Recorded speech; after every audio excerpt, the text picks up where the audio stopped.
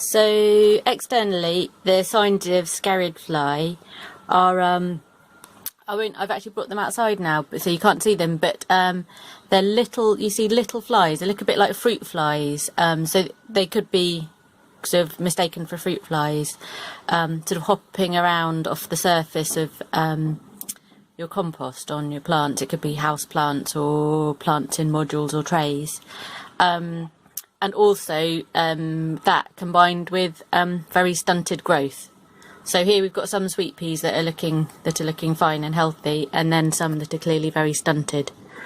So I'm going to zoom in on some that have got scarid fly. Things here, all from the same tray. This one's obviously very healthy. It's got good root growth. The actual seed, you can't see that clearly, but it's pretty intact.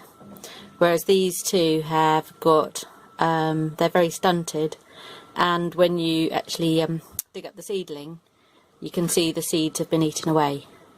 Coming in for a close-up, and don't know if you can see, but I'm going to point to it with a bit of wire. But you can see just there's a little grub. So that's a scarid fly larvae. And somewhere in this compost there's one as well. Oh, I think that's gone away. Can't see that anymore. Oh yeah, there he is. See if we can get in. There he is. So that's the scarid fly larvae. So basically, like loads of insects, they lay their eggs into the soil. The grubs hatch out, and the grubs come and eat your tasty roots. So they're not really a problem outside, but they're in your house plants. And particularly seedlings on a windowsill when they're just germinating, they can be quite a big problem. And they particularly like damp compost, and also if you use last year's compost that's been sitting in a bag, they may have laid their eggs in there and already be waiting to go.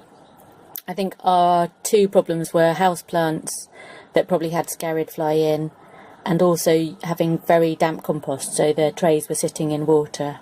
So that's the kind of habitat that they like. So what I'm doing now with these sweet pea seedlings is taking them out of the compost that they've been in, because there's scarid fly larvae in there, and just giving them a bit of a clean off and putting them into pots, so picking out all the larvae, and I think most of them will grow through it, but I think we did lose quite a few to scarid fly this year.